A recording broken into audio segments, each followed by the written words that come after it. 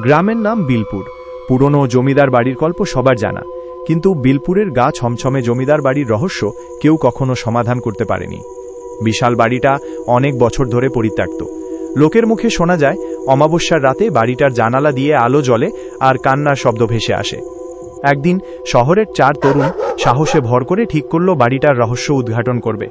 তারা torch camera নিয়ে রাতের অন্ধকারে পৌঁছালো জমিদার বাড়িতে। ভেতরে ঢুকে দেখল সব ধুলোয় মাখামাখি, মাকড়সার জালে ভর্তি। হঠাৎ তীব্র একটা ঠান্ডায় গা শিউড়ে উঠল তাদের। টর্চের আলোটা কেমন মিটমিট করতে লাগলো। ঠিক সেই মুহূর্তে ওপরের ঘর থেকে খটখট শব্দ। 4 জনের বুকে ভয় থাবা বসালো, কিন্তু কৌতূহল তাদের টেনে নিয়ে গেল ওপরের তলায়। সিঁড়ি দিয়ে ওপরে ওঠার সময় প্রতিটা পদক্ষেপে যেন মনে হচ্ছিল কেউ তাদের বড্ড কাছ থেকে দেখছে। ওপরের করিডরটা কেমন অন্ধকার, গুমোট হাওয়ায় ভারী।